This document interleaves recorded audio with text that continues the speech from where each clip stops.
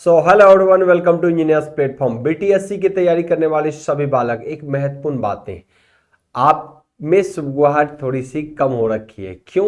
इसके पीछे रीजन नहीं पता, लेकिन देखिए, हमेशा आपको नोटिस की जरूरत नहीं है, हमेशा आपको मोटिवेशन की जरूरत नहीं है। एक बार डेडिकेशन आ गया, चाहे अब इलेक्ट्रिकल है, इलेक्ट्रॉनिक्स है, मैकेनिकल है, जितनों के लिए वैकेंसी आई है, बिहार के अंदर एक दमदार वैकेंसी आ चुकी है। तैयारी में लगातार रहिए। क्लास भी आपके एप्लीकेशन पे लाइव चल रहे हैं डेली। लेकिन बच्चे जो शुरुआत में जो जुड़ते थे और अभी जो जुड़ने लगे, उसकी संख्या बल थोड़ी कम हुई है। इसीलिए सेल्फ मोटिवेशन रखिए, तैयारी दमदार तरीके से करिए। और हम आपको कुछ बताने जा रहे हैं कि यहां पर किस तरीके से आपको आगे बढ़ना होगा और कैसे आपकी क्लास को कंटिन्यू आपको रखना होगा, है ना।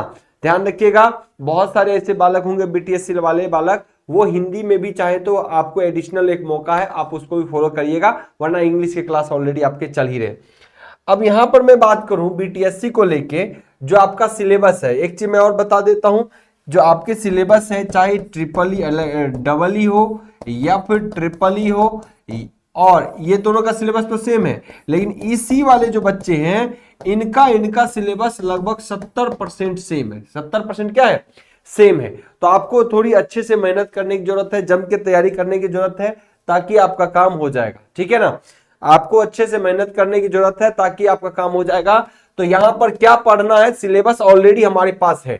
स्ट्रक्चर में हमने फिलहाल यहां पे आपको बताया, इलेक्ट्रिकल इंजीनियरिंग पहला ही बेसिक इलेक्ट्रिकल है, जो आप electrical fundamental circuit theory, capacitance, AC, magnetic circuit और इलेक्ट्रोमैग्नेटिक इंडक्शन को फॉलो करिएगा तो आपका काम हो जाएगा। उसके बाद अगर बात करेंगे तो यूनिट 2 के अंदर जब फोकस करिएगा, तो इसमें इलेक्ट्रिकल सर्किट में आपका ये शॉर्ट में हमने कवर किया है ना। यहाँ पर सिलेबस लिखा है, क्योंकि कंटेंट तो बहुत पार्ट में लिखा है, तो हमने आपको ये दिखाया है। तो इलेक्ट्रिकल के अंदर यूनिट 3 फॉलो करिएगा, जो कि फंडामेंटल इलेक्ट्रॉनिक्स इंजीनियरिंग से रिलेटेड भी कुछ चीजें हैं, जैसे कि बेसिक इलेक्ट्रॉनिक्स, एनालॉग, और उसमें कुछ कुछ चीजें आपको जो दिया हुआ है यहाँ पर, डिजिटल का भी कंपोनेंट दिया हुआ है। ठीक है। उसके बाद आप देखेंगे तो यूनिट 4 में मेजरमेंट दिया हुआ है, इंस्ट्रूमेंटेशन, ये सब सब्जेक्ट इलेक्ट्रॉनिक्स वाले के लिए भी कॉमन है। डीसी मशीन एंड ट्रांसफार्मर भी आपके यूनिट में दिया हुआ है, इसको पूरी तरीके से पढ़ना है ना। उसके बाद देखोगे तो 6 में दिया हुआ है आपको electric power generation, transmission, distribution के लिए, ये भी बेहतरीन सिलेबस में से एक है। एसी मशीन आपको यहां सेपरेट कर दिया गया है, एसी मशीन को फॉलो आप करेंगे। ठीक है ना। तो सिलेबस आपको एकदम इतना बढ़िया सिलेबस हो नहीं सकता, पूरा का पूरा टेक्निकल है, ये भी आपको ध्यान रखना है। 8वें में कंट्रोल सिस्टम और switch gear protection power system को दिया गया है, और 9वें में यूटिलाइजेशन ऑफ इलेक्ट्रिकल एनर्जी दिया हुआ है। तो यही सिलेबस डबल ई वाले के लिए भी है, और ईसी वाले जो है, इसमें समानता इस दोनों में 70% सिलेबस का है। ईसी वाले को 30% अलग से पढ़ना, जो आपको इंजीनियर्स प्लेटफॉर्म पे ऑलरेडी कराया जा रहा है, और कंटेंट वीओडी के रूप में भी अवेलेबल है। तो बालक यहां ध्यान रखना है कि आप लोग को सिर्फ टेक्निकल का कहां भर्ती मिलता है, जहां नॉन टेक ना पढ़ना पड़े। तो एक अच्छी अपॉर्चुनिटी है, इसके पीछे लगिए। और मैं यहां पर डिस्कस करने आया हूं एक्चुअली कि क्या पढ़े, सिलेबस प्रॉपर वे में आप पढ़िए, बेहतर रहेगा।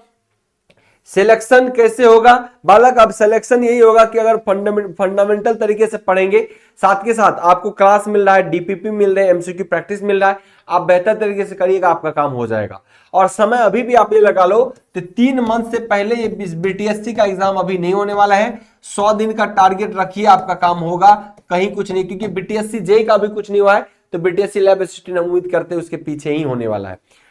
स्ट्रेटजी ऐसा बनाइए, स्ट्रेटजी पर हम आगे बात करेंगे, पहले आप तैयार हो जाइए बढ़िया से, फिर हम स्ट्रेटजी की बात करेंगे कि स्ट्रेटजी कैसे करना है, किसको कितना वेटेज देना है। कोर पेपर इलेक्ट्रिकल इंजीनियरिंग का हो या इलेक्ट्रॉनिक्स का, कोर पेपर पर हमेशा ज्यादा आपको क्या देना पड़ता है, समय देना होता है, और जब कम समय बचेगा तो ज्यादा स्ट्रेटजी को फोकस करेंगे, है ना। नॉन टेक्निकल है नहीं, टेक्निकल है, पूरी तरीके से अभी तैयारी करिए, कहीं कोई समस्या नहीं रहेगा। एग्जाम पैटर्न कैसा रहेगा आपको पता है, एग्जाम में 100 क्वेश्चन पूछे जाएंगे, 100 मार्क्स का, लेकिन 0.75 से गुना करेगा, क्योंकि ये 75 नंबर पर ही आपको स्कोर बना के देगा। 25 नंबर एक्सपीरियंस वाले के लिए है, लेकिन ये से बालक बहुत कम है। जो जिसको एक्सपीरियंस है वो आपको टेक्निकल स्किल में बहुत, यानी टेक्निकल नॉलेज में बहुत पिछड़ जाएगा, और वो स्कोर इतना कर नहीं पाएंगे। तो अपॉर्चुनिटी है, फ्रेशर्स वाले के लिए बहुत अच्छी अपॉर्चुनिटी है, जम के लगिए। 75 में जितना स्कोर होगा उसी में आपका फाइनल मेरिट बनना है। और जो एक्सपीरियंस वाले बालक है उसको 5-10 नंबर जो भी 2 साल का 3 साल का मिलता हो, उसके बाद आप भी तैयारी करिए, तो आपके लिए भी एक अपॉर्चुनिटी अच्छी है ना। हाईएस्ट स्कोर कैसे करें, तो पहले फाउंडेशन की तैयारी करिए, इसके पीछे जम के लगिए। अगर इसकी तैयारी बेहतर करिएगा तो यकीन मानिए कि बहुत बढ़िया स्कोर कर पाएंगे। और इसमें अभी क्लास आपका मेजरमेंट चल रहा है, मेजरमेंट को अपन कवर कर रहे हैं ताकि जल्दी से जल्दी हो पाए। और बेसिक इलेक्ट्रिकल में हम कुछ और ऐड ऑन करने की जरूरत है, जो हमने अब ऑलरेडी, चूंकि एसएससी आरआरबी में जो कॉमन है सिलेबस वही कॉमन है, पर बहुत टुकड़ों में जो दिया है हम मैग्नेटिक सर्किट को और इसमें ऐड करेंगे, क्योंकि मैग्नेटिक सर्किट में एसएससी आरआरबी में जो पूछता है और आपको जो टॉपिक दिया है उसमें एलिब्रेट ज्यादा क्या है, तो हर टॉपिक को हम कवर करने वाले हैं। तो उम्मीद करते हैं बीटीएससी के लिए 100 दिन का टारगेट के अकॉर्डिंग चीजों को पढ़िए, अभी भी मौका है। फाउंडेशन तरीके से चीजों को एक बार पढ़ लीजिए 4 महीने में, मतलब ताकि बढ़िया से कवर हो जाए। नॉन टेक्निकल है नहीं, पूरे एनर्जी लगा दीजिए ताकि 75 में ज्यादा स्कोर किया जाए। 100 का पेपर होगा, 100 में आप 80 अटेम्प्ट करिए, 100 में 90 कम से कम लाने की कोशिश करिए, ताकि उसका 75% आपका जो स्कोर हो वो हाईएस्ट हो, अच्छा हो। तो बाकी कोई भी क्वेरी है, कोई भी डाउट है तो आप लोग जरूर कमेंट करिएगा। बहुत बालकों के कमेंट होंगे बीएसपीएससीएल, तो बालक मैं इसका अपडेट बहुत जल्द दूंगा, क्योंकि अभी इसको लेके कोई भी इंफॉर्मेशन नहीं निकल रहा। भर्तियां होनी तय है, डिले कर रहा बीएचपीएससीएल, लेकिन बीएचपीएससीएल के अंदर भर्तियां आपको देखने को मिलेगा। अभी कोई इंफॉर्मेशन नहीं मिल रहा, चूंकि इसलिए मैं वहां पे जा भी नहीं रहा हूं ऑफिस। तो जैसे कोई जानकारी लगेगा और लगेगा कि कुछ शुरुआत है तो हम जरूर इस पर चर्चा करेंगे और बीएचपीएससीएल के लिए सेपरेट वीडियो भी आपको बना के देंगे। आज के लिए इतना ही, मिलते हैं आपसे नेक्स्ट सेशन में। Bye bye, take care.